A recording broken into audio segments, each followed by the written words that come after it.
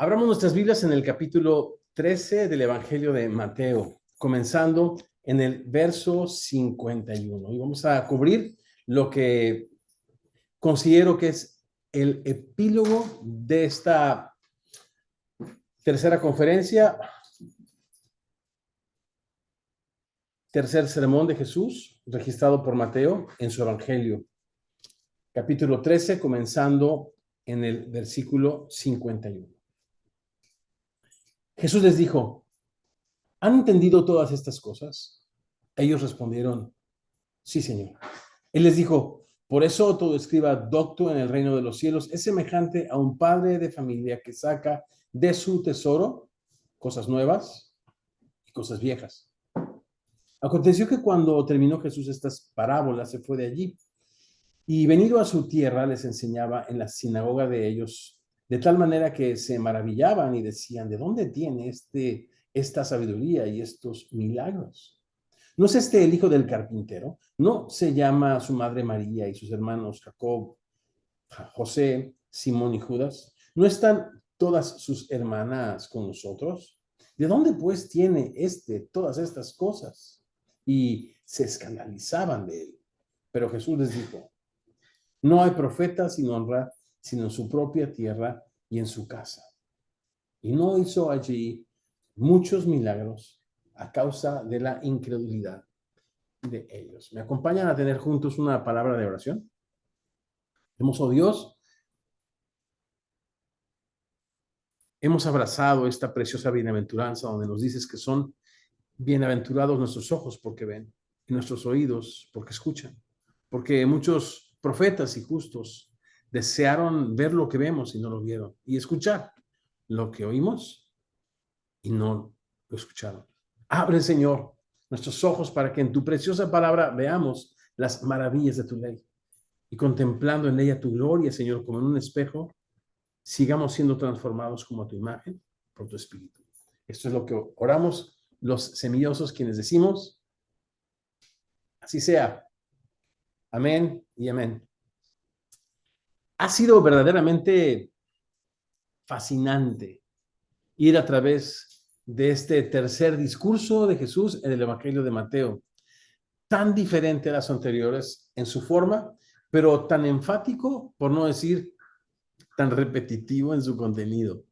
En este sermón Jesús se dedica a retar a la multitud en las primeras 4 parábolas, así como a instruir a sus discípulos en privado en las siguientes o restantes 4 parábolas acerca de los misterios del reino de Dios. Esas verdades modeladas por Jesús, que a menos que nos sean reveladas por él mismo, nos resultan inaccesibles para su comprensión.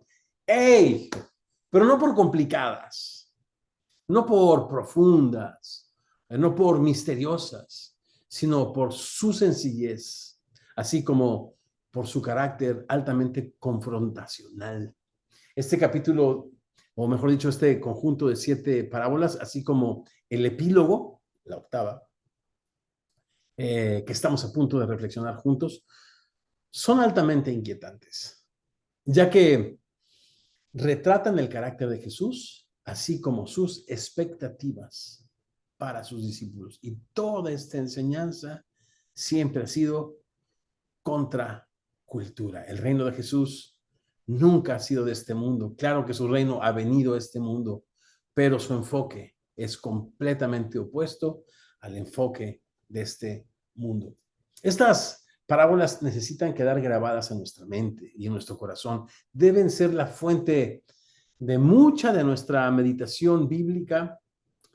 También deben de ser el lugar donde pasemos mucho tiempo reflexionando y observando a través de ellas la obra de Dios. Solo Jesús, el Maestro de Maestros, pudo dejarnos en estas hermosas parábolas un legado así. Ahora pues, en esta parábola 8, o el epílogo de las 7 anteriores, con las que termina este sermón, y que a la misma vez funciona, repito así, como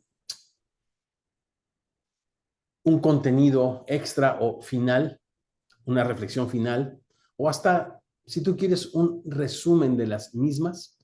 Es difícil no darnos cuenta del gran énfasis en el ministerio del Señor. Repito, para este momento en el Evangelio de Mateo ya no es un secreto el saber, el darnos cuenta, el estar seguros de cuál es el énfasis del ministerio de nuestro Señor Jesucristo, y me refiero a la enseñanza. ¿Te has puesto a pensar qué papel jugaba la enseñanza en el ministerio de Jesús? ¿Cómo es que a través de su enseñanza Jesús se relacionó con los distintos tipos de audiencia que escuchaban sus enseñanzas? Y también cómo es que su enseñanza exigía de su audiencia siempre una respuesta. Bien, pues nuestro bosquejo en esta ocasión de estos versos es la enseñanza de Jesús. En primer lugar, ha de ser comprendida versos 51 y 52. En segundo lugar, ha de ser esparcida como esta semilla en la parábola del sembrador, versos 53 y 54. Y finalmente, ha de ser desafiada, versos 55 al 58, y es allí donde se relata el regreso de Jesús a Nazaret. Ha de ser comprendida su enseñanza. Jesús les dijo, y se refiere a sus discípulos, ¿han entendido todas estas cosas? Ellos respondieron, sí, Señor, son discípulos. La meta de todo estudio bíblico es la aplicación. ¿Alguien se acuerda de esta frase? Esta frase que en nuestro seminario Cómo leer la Biblia, Colab, fue siempre nuestro caballito de batalla. La meta de todo estudio bíblico es nuestra transformación, esto es la aplicación de la misma. Y es que una enseñanza bíblica que no nos lleva al terreno de la práctica es como un paquete de Amazon que no tiene dirección postal y anda dando vueltas nada más en el camión, pero nunca es entregado. O un correo electrónico enviado a ninguna parte. Desde el comienzo de este capítulo leímos y reflexionamos acerca del entendimiento. ¿Lo recuerdan? ¿Cuánto énfasis hizo el Señor, particularmente en la primera parábola, en la parábola del sembrador? Aquellos que cerraron sus corazones a Jesús fueron incapaces de ver y escuchar lo que los discípulos con un corazón rendido a Jesús vieron y escucharon. Esos últimos entendieron, pero aquellos con el corazón cerrado y duro para Dios nunca lo pudieron hacer, nunca lo quisieron hacer, mejor dicho, ya que Jesús, en su explicación acerca de las parábolas, en general, hace responsables a todos aquellos que no entienden. Jesús hace responsables, repito, en su explicación de estas parábolas, a todos aquellos que no entienden. Los hace responsables de haber cerrado en primer lugar su corazón. ¿Lo recuerdan? Cerrar su corazón a Dios, a su palabra y por lo tanto a su consuelo, a su perdón, a su sanidad, a su salvación. Versos 14 y 15 de este capítulo 13 que estamos finalizando el día de hoy. Por otra parte, el que fue sembrado en buena tierra, dice el verso 23, este es el que escucha, esto es, dispone su corazón a la enseñanza y entiende la palabra y da fruto y produce a 100, a 60 y a 30 por uno. Entendimiento es conectar la cabeza con el corazón. Entendimiento, pues, a la luz de la Biblia es conectar la cabeza con el corazón. La palabra que se traduce, fíjense qué interesante, en nuestras Biblias como entendimiento es la palabra griega suniemi, como tsunami, pero diferente. Suniemi, que significa juntar, como cuando un ejército se pone frente a frente ante su enemigo. La guerra en este caso no sucede hasta que ambos ejércitos se juntan, se enfrentan, se conectan en esta batalla uno contra el otro. De la misma manera, el entendimiento no sucede si no se enfrenta la teoría con la práctica. La información con la aplicación. La fe con las obras. Si no se enfrentan los sentimientos y las acciones. El entendimiento es el resultado de disponer el corazón para poner por obra la palabra de Dios, cualquiera que sea el costo. La Biblia nos habla de muchos hombres entendidos, entendidos en las Escrituras. Uno de ellos muy prominente es aquel escriba y sacerdote llamado Esdras, de la época posterior al exilio babilónico. En su libro Esdras, capítulo 7, verso 19, tiene una biografía que dice así: Esdras había preparado su corazón para inquirir, para investigar la ley de Dios y para cumplirla. Por lo tanto, para enseñar en Israel sus estatutos y decretos. ¿Se fijan cómo se enfrenta la información con la práctica? El corazón con el entendimiento. El corazón de Esdras se enfrentó con la verdad de la palabra de Dios. Su intelecto lo conectó con su corazón. Él llegó a ser entendido porque dispuso su corazón para conectarlo con la instrucción bíblica. Él no fue solo un hombre lleno de conocimiento, sino un hombre con un corazón dispuesto para obedecer la voz de su Señor en su palabra, ya que como lo escribe el apóstol Pablo en su carta a los Corintios, capítulo 8, verso 1, el conocimiento simplemente envanece, hace grande la cabeza, pero el amor, la obediencia a la palabra de Dios lo edifica. Vamos al verso 52. Él les dijo: por eso todo escriba docto en el reino de los cielos es semejante a un padre de familia que saca de su tesoro cosas nuevas y cosas viejas. La enseñanza de Jesús ha de ser, ¿qué dijimos? Comprendida. Muy bien. Escribe en el contexto de la enseñanza de Jesús es alguien instruido a quien les asignada la tarea de instruir. Otra vez. Es alguien que ha sido equipado a quien se le asigna la tarea de equipar a otros. Montones de textos. Esto que has escuchado de mí, Timoteo, encarga a hombres fieles, capaces también de enseñar a otros. El discipulado cristiano. A eso se refiere el Señor con un escriba docto. Alguien instruido, pero que es capaz de enseñar. Recuerda la enseñanza de Jesús en el Sermón del Monte en referencia a las expectativas que él tiene de cada uno de sus discípulos. Eso nos llamó a muchísimos, a más de 2, 3, 10 de nosotros la atención. Les leo el texto, está en el capítulo 5, verso 19, hablando Jesús. De manera que cualquiera que quebrante uno de estos mandamientos muy pequeños y así lo enseña a los hombres, dijimos, ¿qué? Aquí Jesús, definiendo lo que es un discípulo, está expresando que tiene las expectativas que él tiene de un discípulo. Es aquel que es instruido para instruir a otros. Aquel que es instruido, que practica para enseñar también a otros.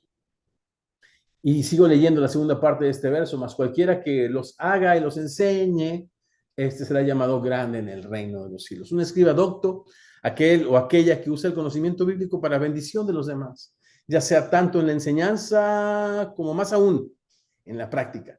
Es aquel que, partiendo de lo nuevo, un escriba docto en el reino de los cielos es semejante a un padre de familia que saca de sus tesoros cosas nuevas, primero nuevas y después viejas.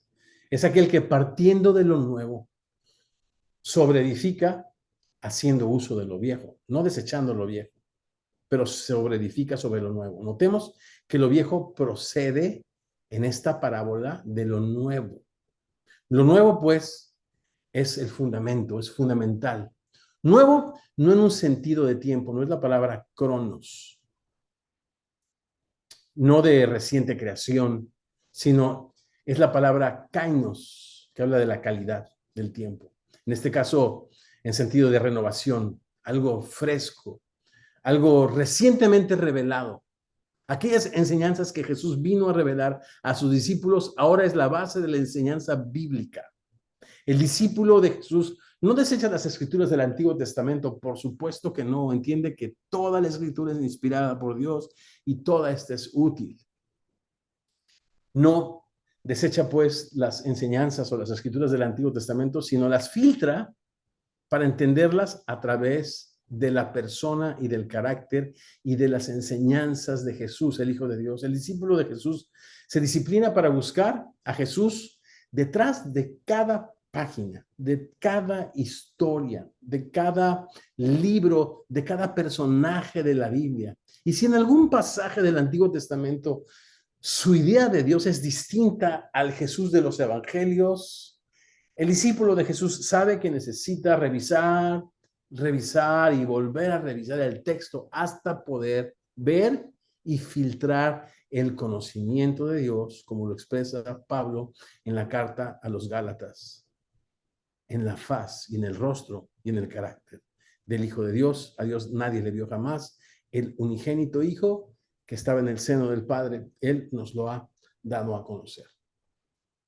La ley, pues, por medio de Moisés fue dada, lo viejo. Pero la gracia y la verdad, indispensables para conocer a Dios, vinieron por medio de Jesucristo. La enseñanza de Jesús debe ser, en primer lugar, dijimos, comprendida.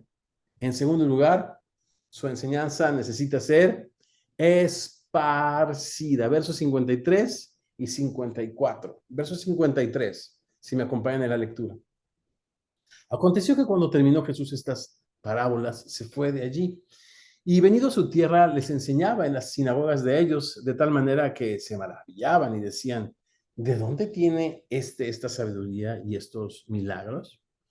En este segundo y último viaje de Jesús a Nazaret, el Señor nos modela la importancia de aventar la red.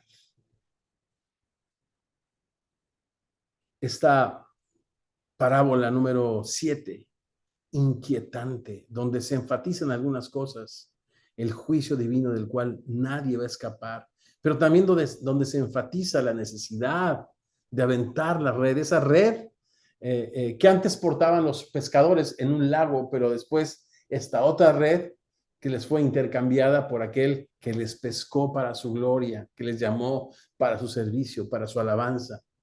Vengan en pos de mí y les haré pescadores de hombres. Ahora son ellos los que han de tirar la red. Y Jesucristo, quien nos dijo las parábolas, está yendo a Nazaret a tirar nuevamente la red. ¿Se acuerdan de esta parábola? Se las leo. Asimismo, el reino de los cielos es semejante a una red que, echada en el mar, recoge toda clase de peces y una vez llena, la sacan a la orilla y sentados recogen los buenos en cestas y los malos. Y lo malo echan fuera. Jesús ha llamado a sus discípulos a ser pescadores de hombres, pero Él no nos enseñará jamás algo que Él primero no modele. Ese es el carácter del discipulado cristiano. No es llenar a las personas de doctrina, llenar a las personas de teología, tal o cual currículum es mejor, es la vida de Jesucristo a través del discípulo impactando la vida de aquellos que estamos discipulando. Y Jesús lo modeló y lo hace con el público más difícil, en su propia tierra, en su propia casa. Un famoso pastor y evangelista que vive no muy lejos de acá, a quien yo he admirado mucho por mucho tiempo, escribió hace tiempo un libro que me llamó mucho la atención acerca de la importancia de ganar almas, de hacer evangelismo. Recuerdo que en uno de sus párrafos me llamó mucho la atención lo que él presentaba como una de las razones de fondo del evangelismo. Y decía algo así como, la iglesia que no evangeliza se fosiliza. En otras palabras, está destinada a morir. El concepto era algo así como evangelizar o morir. Hablaba de que la iglesia, al no evangelizar, iría disminuyendo poco a poco por la edad de sus miembros y el hecho de que poco a poco la gente mayor iría partiendo con el Señor. La iglesia, por consiguiente, decía él, pues iría muriendo. Reconozco, delante de ustedes, envidiosos, que fue una idea fuerte para mí y hasta cierto punto muy real, que no ha dejado de estar presente en mi cabeza hasta encontrarme con estas palabras, mejor dicho, parábolas de Jesús, donde él hace énfasis en el gran amor, en la gran paciencia, en la inclusividad, en la misericordia de Dios para todos y el deseo que Él tiene que todos vengan a su conocimiento, así como la realidad de la condenación eterna para aquellos que endurecidos en sus corazones rechacen el regalo del perdón de sus pecados y la vida eterna que solo Jesús puede ofrecer.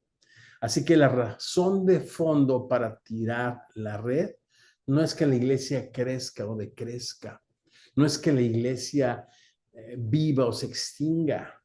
Al final del día vivirá porque es el Señor el que la edifica, sino yo veo en todas estas parábolas del reino el principio del amor a las almas, la carga y el dolor por los perdidos, el saber que nuestros familiares y amigos les espera una pena de eterna perdición si no se arrepienten de sus pecados y confían sus vidas en las manos del Salvador. Eso es una realidad y Jesús al ir a Nazaret está modelando esa carga y ese tirar la red. Allí está Jesús, una vez más enseñando en la sinagoga de ellos, en el Nazaret, que ya lo rechazó, no queriendo que nadie se pierda, sino que todos obren al sincero arrepentimiento. Estos nazarenos, como aquellas multitudes de Galilea que le seguían, quedaban maravillados, esto es, deslumbrados por tanta sabiduría y tantos hechos poderosos de nuestro Señor. Más de uno debió haberse quedado así como perplejo al percibir que Jesús conocía perfectamente las intenciones de su corazón, desnudándole ante sus ojos. Quizás uno de ellos pudo haber dicho, milagro, milagro, este hombre tiene una sabiduría y un poder capaz de desnudar el corazón de los oyentes, pero estas personas, viendo, habían ya cerrado sus corazones para no ver. Y oyendo, cerraban sus oídos para no escuchar la voz de Dios en sus corazones. Ellos solo se maravillaban. Eran como aquellas personas que ante un buen sermón dicen, wow, wow, wow. Y no pasan del wow, wow, wow. Su corazón no conecta con su cerebro, menos aún sus hechos y su arrepentimiento no conecta con la verdad del Evangelio. Una cosa era lo que creían y otra muy distinta lo que hacían. La enseñanza de Jesús necesita ser comprendida. También ha de ser esparcida como la buena semilla en toda clase de tierra, porque más allá del deseo de Dios, también la enseñanza de Jesús ha de ser desafiada.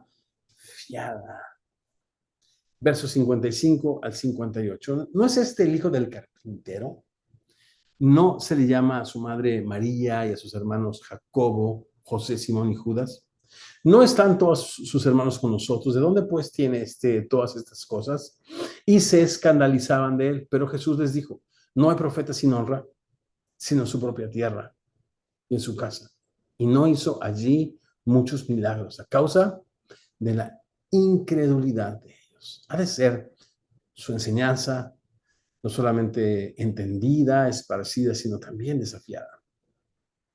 Si en la actualidad alguno de nosotros en esta conexión, o ahora que estás escuchando este audio, no vives en el lugar donde naciste, te pregunto, ¿cuál es tu experiencia cada que regresas a tu ciudad natal? Si no lo has hecho aún, ¿cómo piensas que sería tu regreso a tu ciudad natal?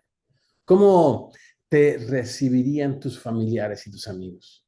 ¿No te sentirías como un Luis Miguel comenzando su gira por Sudamérica o una Taylor Swift, quien está a punto de comenzar la gira más grande en la historia del entretenimiento?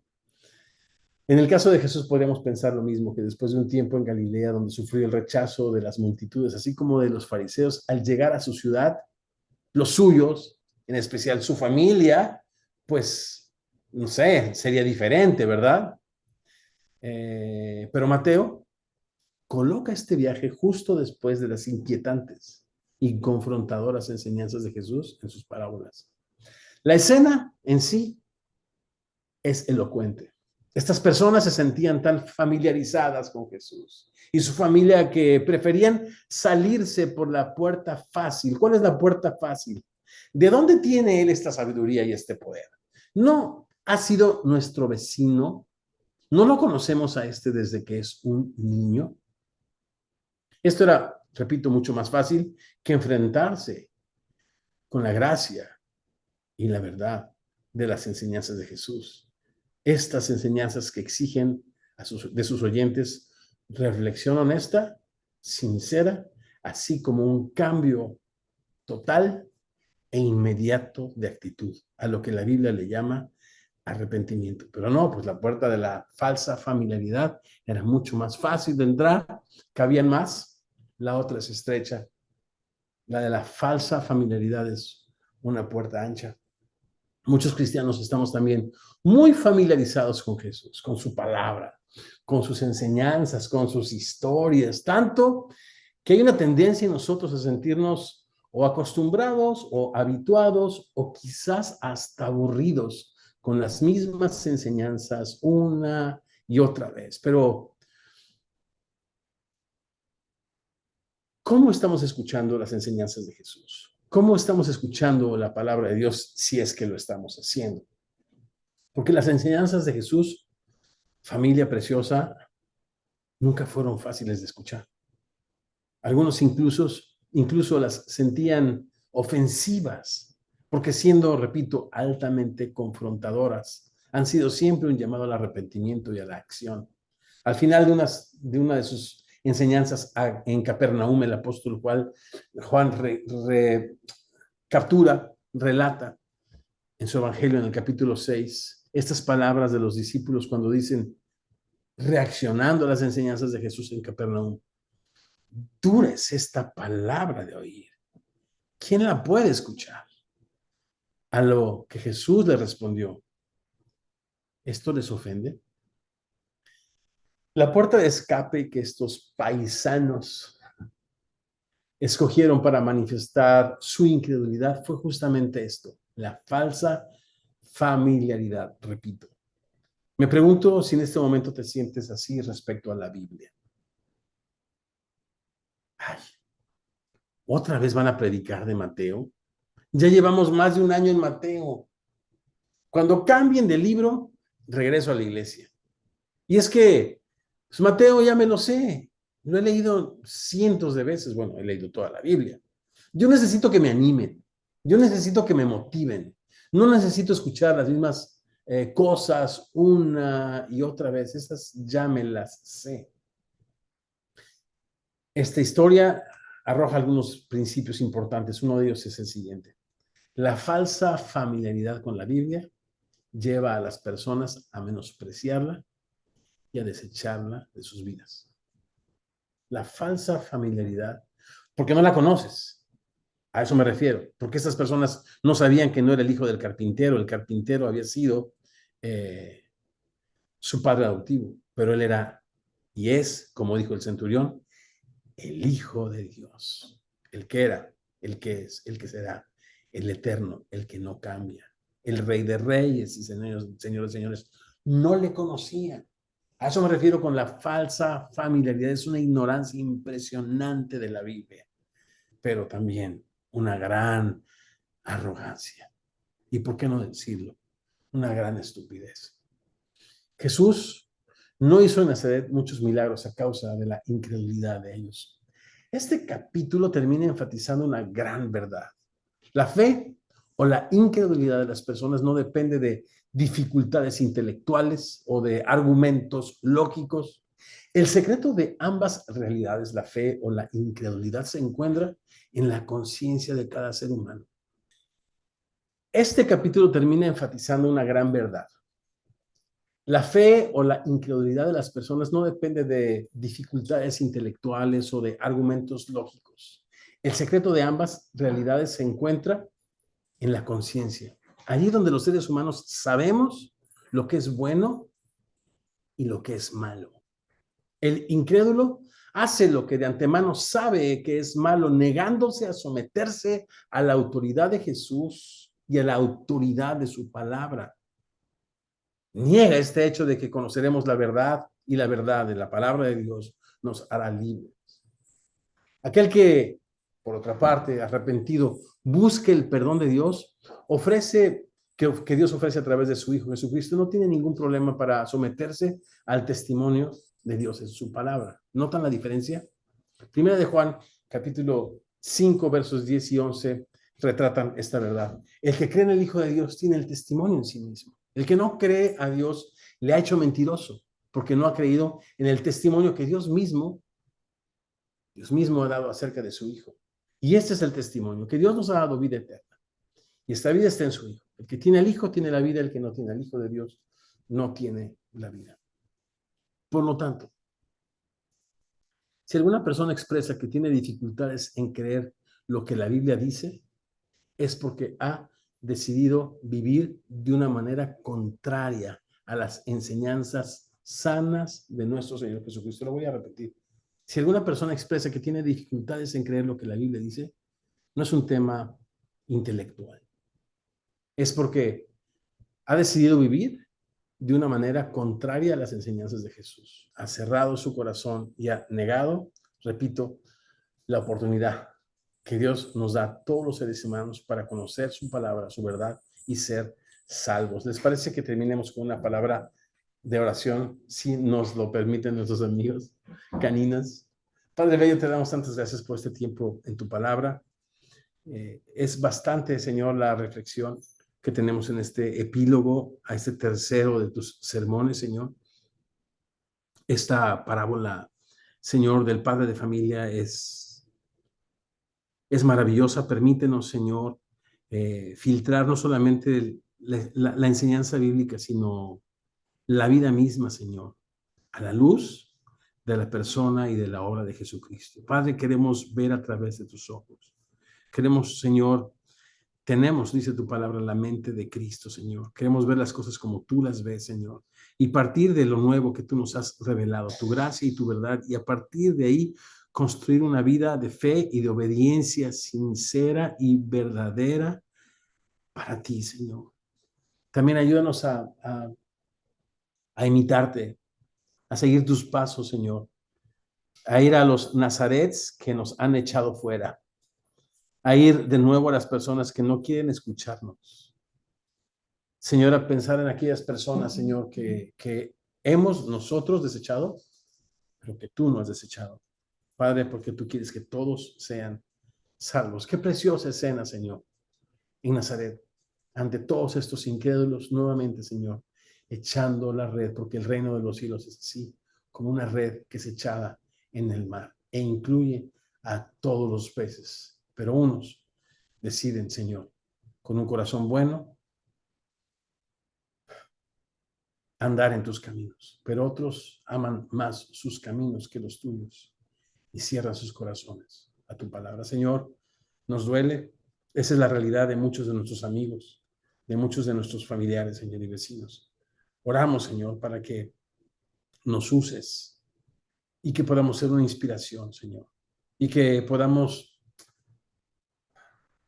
no subestimar el interés y la oportunidad que tú les das una y otra vez a aquellos que en el pasado cerraron su corazón, aún como tus hermanos allá en el texto, Señor.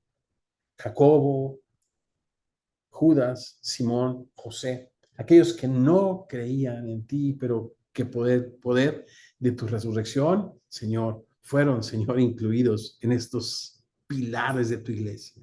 Santiago el apóstol y Judas, aquel que escribió esta carta breve pero poderosa, llena de tu corazón. Señor, aún en textos complicados como este, Señor, donde se enfatiza la incredulidad, siempre, Señor, tú te acuerdas de tu misericordia. Ten misericordia, repito, de las personas conocidas de nosotros que no te conocen. Danos un corazón para ellos. Señor, ayúdanos a ir a Nazaret repetidamente en oración, en testimonio, Señor, en amor y en servicio, así como tú lo hiciste. Oramos esto y más en tu nombre precioso. Así sea. Amén y amén.